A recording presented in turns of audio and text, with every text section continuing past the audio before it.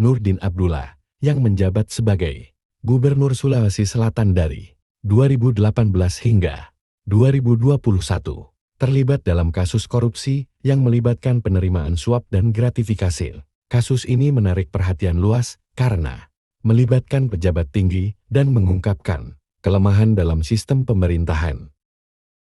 Pada Februari tahun 2021, Nurdin Abdullah ditangkap dalam operasi tangkap tangan OTT oleh Komisi Pemberantasan Korupsi KPK. Penangkapan ini dilakukan setelah ditemukan bukti yang cukup tentang penerimaan suap dan gratifikasi dari kontraktor proyek yang beroperasi di Sulawesi Selatan.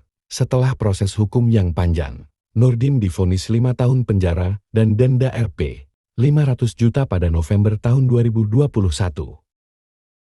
Nurdin terbukti menerima suap senilai 2,5 miliar rupiah dan gratifikasi total mencapai $350.000 Singapura dan 8,087 miliar rupiah. Suap dan gratifikasi ini diterima dalam konteks proyek-proyek infrastruktur dan pengadaan barang jasa di Sulawesi Selatan. Keputusan pengadilan juga memutuskan bahwa Nurdin harus membayar uang pengganti sebesar 2,187 miliar rupiah dan hak politiknya dicabut selama 5 tahun.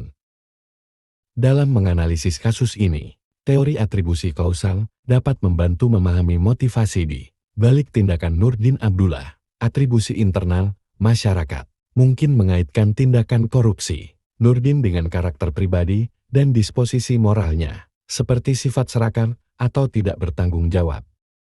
Atribusi eksternal, sebaliknya, beberapa orang mungkin melihat tindakan Nurdin sebagai respons terhadap lingkungan yang korup, seperti tekanan dari kontraktor atau sistem yang lemah.